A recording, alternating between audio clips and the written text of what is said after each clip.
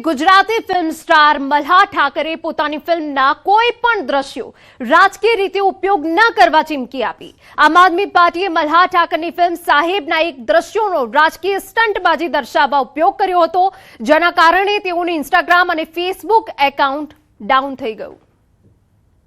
પણ અમુક political parties મારા પરવાનગી વગર મારા વિડીયોઝને પોતાના પ્રમોશન્સ માટે, પોતાની ચૂંટણી માટે યુઝ કરી રહ્યા છે। આઈ વુડ રિક્વેસ્ટ ધેમ કે please do not do that, કારણ કે બહુ જ ખરાબ લાગી રહ્યું છે અને પરવાનગી વગર આવા વિડીયોઝને યુઝ કરવા, ફિલ્મના કોઈ સીનને તમારા પાર્ટીના પ્રમોશન માટે યુઝ કરવો એ હિતાવહ નથી। આ અયોગ્ય છે, આની પર કાયદેસર પગલાં લઈ શકાય છે। તો કાયદેસર પગલાં લેવામાં ન આવે એ કારણસર આ વિડીયોને ઉતારી દેશો અને મારી પરવાનગી વગર, મારા ઈમેલ કે મારી સહી આ કશા વગર મારા એક પણ ફિલ્મના કોઈ પણ વિડીયોને યુઝ કરવા નહીં। સમાચારમાં વાત હવે જૂનાગઢની કરીએ। આ મામલો પોલીસ સમગ્ર મામલે તપાસ શરૂ કરી। જિલ્લા પોલીસ વડાએ વિડીયો મામલે માહિતી આપી। પોલીસે અલગ અલગ ટીમો દ્વારા તપાસ, વિડીયોની સત્યતા અને સ્થળ તેમજ સમય અંગે તપાસ કરાશે।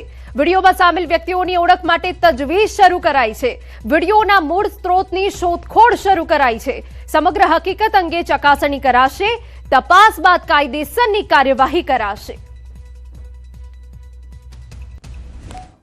એ વિડીયો અમારા પણ ધ્યાને આવ્યો છે અને અલગ અલગ ટીમ તપાસ કરી રહી છે। વિડીયો ક્યાંનો છે, ક્યારનો છે, એમાં કોણ કોણ સામેલ છે અને સમગ્ર હકીકત શું છે એ અલગ અલગ ટીમ અત્યારે તપાસ કરી રહી છે, વેરીફાઈ કરી રહી છે અને સંપૂર્ણ વિગતો સામે આવ્યા બાદ જે કંઈ આગળની કાર્યવાહી છે કાર્યવાહી કરવામાં આવશે। સુરતમાં આપ સામે પૈસાથી ટિકિટ આપ્યાની ફરિયાદ, પૈસાથી ટિકિટ આપવાના વિડીયો બાદ ફરિયાદ થઈ। આપના વોર્ડ નંબર 1-2 ના પ્રભારી સામે ફરિયાદ થઈ। નવનીત નાવડિયાએ સરથાણા પોલીસ મથકમાં ફરિયાદ કરી। ફરિયાદીના કહેવા મુજબ પત્ની માટે ટિકિટ માંગતા રૂપિયા માંગવામાં આવ્યા। રૂપિયા લેતી દેતીનો વિડીયો સોશિયલ મીડિયા પર વાયરલ થતા ચર્ચા તેજ બની। વોર્ડ નંબર 1 ના પ્રભારી ઓમ પ્રકાશ પર સીધી રૂપિયા માંગણી કરવાનો આરોપ। વોર્ડ નંબર 1-2 ના પ્રભારીએ કુલ 18 લાખ રૂપિયાની માંગણી કરી હોવાનો આક્ષેપ। આશરે અને જે વિગતો સામે આવી તેમાં આખરે 8 લાખ રૂપિયામાં સોદો નક્કી થયો હોવાનો દાવો। ફરિયાદી નવનીત નાવડિયાએ સમગ્ર ઘટનાનો વિડીયો બનાવી પુરાવા આપ્યા।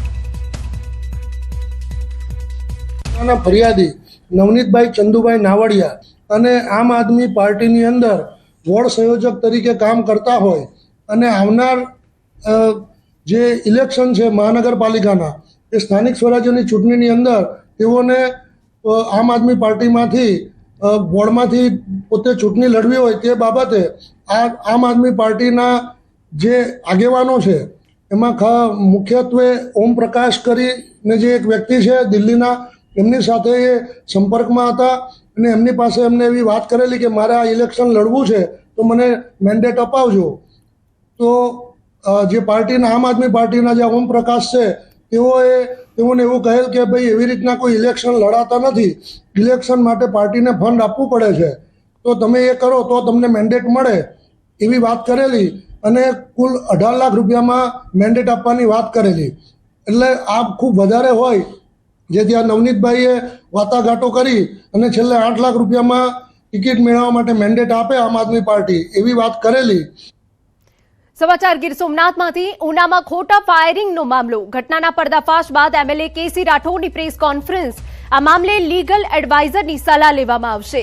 તપાસ પૂર્ણ થયા બાદ કરી શકે માનહાનિનો દાવો। ફાયરિંગ મામલે ધારાસભ્ય સામે હતા ગંભીર આક્ષેપ। દાવો તો હવે કશું ને, હવે આજે તો તપાસ ચાલુ છે, તપાસ પૂર્ણ થાય બધી વિગતો આવી જાય, આનું આખરી તપાસ પૂર્ણ થઈ જાય પછી એમાંથી જે કઈ મુદ્દાઓ ધ્યાને આવશે એમાં ધ્યાને લઈ લીગલ એડવાઇઝની સલાહ લઈને દાવો પણ કરશું શક્ય હતા ત્યાં સુધી।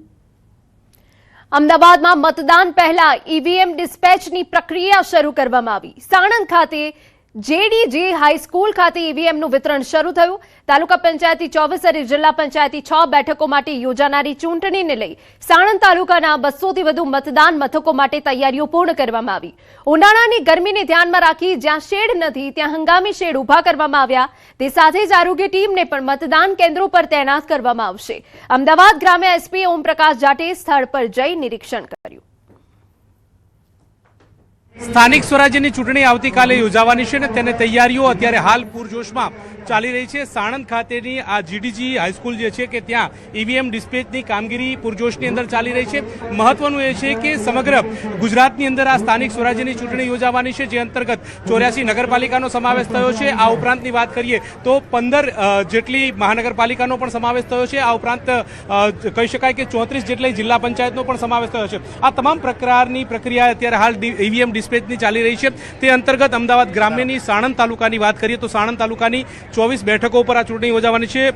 એસપી ઓમપ્રકાશ જાટજી અહીંયા ઉપસ્થિત છે અને તેઓ સમગ્ર પ્રક્રિયાનું નિરીક્ષણ કરી રહ્યા છે. તેમની સાથે વાત કરીશું. આવતીકાલે સ્થાનિક સ્વરાજ્યની ચૂંટણી અમદાવાદ જિલ્લામાં પણ ચૂંટણી યોજાવાની છે. કેવા પ્રકારનું નિરીક્ષણ કરવામાં આવ્યું છે? સ્થળ ચકાસણી માટે આપ પહોંચ્યા છો. આજે અત્યારે જે આપણે જે પ્રોસેસ જોઈ રહ્યા છો આ ઈવીએમનો ડિસ્પેચિંગનો પ્રોસેસ છે ઓર અહીંયાથી તમામ ઈવીએમ જે બૂથ ઉપર જવાની છે દરેક ઈવીએમને સાથે એક અમારી તરફથી એક સેક્ટર મોબાઈલ રહેશે. એમાં પોલીસ અને એડમિનિસ્ટ્રેશનના લોકો રહેશે. સાથે ડિપ્લોયમેન્ટ સ્કેલ મુજબ હાઇપર સેન્સિટિવ એન્ડ સેન્સિટિવ બૂથો ઉપર અમારો ડિપ્લોયમેન્ટ છે. એને સાથે સાથે ના સિર્ફ અમારી જે ફિઝિકલ સિક્યોરિટી છે, બાકી જે સોશિયલ મીડિયા ઉપર કોઈ અફવા ફેલાતો હોય, જે પણ કોઈ ગેરકાયદેસર જે ઇન્ફોર્મેશન જે છે આ ફેલાતો હોય તો એને માટે અમારી એક 10 લોકોની ટીમ છે. સોશિયલ મીડિયા પર અમારી કન્ટિન્યુઅસ વોચ છે. એની સાથે સાથે આ વખતે અમે એક digital command and control centre જેવું બનાવેલો છે. તો આ જિલ્લાની જે તમામ માહિતી છે, જિલ્લાના તમામ જે વ્હીકલ છે, વ્હીકલનું કઈ રીતે મૂવમેન્ટ થઈ રહ્યું છે, કેટલી વોટિંગ થઈ ગઈ છે, એ તમામ એક ડિજિટલ પ્લેટફોર્મના માધ્યમથી અમે મોનિટર કરીએ છીએ. બિલકુલ. તો વધુ મતદાન થાય, લોકો સુરક્ષિત રીતે મતદાન કરી શકે તે પ્રકારની તમામ પ્રકારની તૈયારીઓ કરવામાં આવી છે અને આ પ્રકારની વિશેષ કાળજી પણ રાખવામાં આવી છે. સૈનિક મહેતા સાથે ગૌતમ શ્રીમાળી, ન્યૂઝ 18 ગુજરાતી, સાણંદ, અમદાવાદ. 26 એપ્રિલે સ્થાનિક સ્વરાજ્યની ચૂંટણી યોજાનાર છે, જેને લઈ તૈયારીઓ પૂર્ણ થઈ ગઈ છે. ત્યારે આણંદના સોજિત્રા તાલુકામાં MM હાઈસ્કૂલથી ઈવીએમ મશીનો મતદાન મથકો તરફ રવાના કરવામાં આવી. 26 એપ્રિલે સોજિત્રા તાલુકા પંચાયતી 15 બેઠકો, નગરપાલિકાની 24 બેઠકો અને જિલ્લા પંચાયતી 2 બેઠકો માટે મતદાન થશે. ચૂંટણીને લઈ મામલતદાર અને વહીવટી તંત્ર દ્વારા તમામ તૈયારીઓ પૂર્ણ કરવામાં આવી. નગરપાલિકાની 24 બેઠકો માટે 52 ઉમેદવારો અને આશરે 12,000 મતદારો નોંધાયા. સોજિત્રા નગરપાલિકામાં કુલ 6 વોર્ડ છે તથા 16 મતદાન મથકો પર ચૂંટણી યોજાનાર છે. તેમાં કુલ 53 ઉમેદવારો છે તથા 12,116 કુલ મતદારો છે. તમામ જિલ્લા પંચાયત, તાલુકા પંચાયતના મતદાન ટુકડીઓ છે એ રવાના થઈ ગયેલ છે. જામનગરમાં મહાનગરપાલિકાની ચૂંટણીમાં પોલીસ દ્વારા કોંગ્રેસના ઉમેદવારો અને કાર્યકરોને કનડગત કરી ચૂંટણીમાં વિક્ષેપ કરવામાં આવતો હોવાનો આક્ષેપ છે. કોંગ્રેસના પૂર્વ સાંસદ વિક્રમ માડમે જિલ્લા કલેક્ટર કચેરીએ લેખિતમાં રજૂઆત કરી. વિક્રમ માડમનો આક્ષેપ છે કે ભાજપના ઇશારે પોલીસ અમારા ઉમેદવારો અને કાર્યકરોને હેરાન કરે છે અને નનામી અરજીમાં બોલાવી કલાકો સુધી બેસાડી રાખે છે. ચૂંટણી પહેલા જ કોંગ્રેસે નિષ્પક્ષ અને ન્યાયિક ચૂંટણી યોજાય તે માટેની લેખિતમાં કલેક્ટર કચેરીએ માંગ કરી છે. હું ઈચ્છું છું કે જનતા એના મતનો અધિકાર એમને જ્યાં પણ આપવું અહીંયા કરે. અમે તો 30 વર્ષથી હારતા આવ્યા છીએ અને હજી પણ જનતા અમને જો હાર આપશે તો અમે સ્વીકારી લેશું, પણ જનતા હાર આપે તો, તંત્ર નહીં. સમાચારમાં આગળ વધીએ. નીતિ આયોગની નવી ટીમમાં વરિષ્ઠ અર્થશાસ્ત્રી ડોક્ટર અશોક લાહિરીને ઉપાધ્યક્ષ તરીકે નિયુક્ત કરવામાં આવ્યા. નિયુક્તિ બાદ તેમણે પ્રધાનમંત્રી નરેન્દ્ર મોદી સાથે મુલાકાત કરી. પ્રધાનમંત્રી નરેન્દ્ર મોદીના વિકસિત ભારતના વિઝન તરફ રાષ્ટ્રનું નેતૃત્વ કરવાની જવાબદારી નીતિ આયોગના ઉપાધ્યક્ષ ડોક્ટર અશોક લાહિરીના હાથમાં રહેશે. તો આ તસવીરો સામે આવી છે કે જ્યાં વડાપ્રધાન સાથે એક ખાસ મુલાકાત કરવામાં આવી.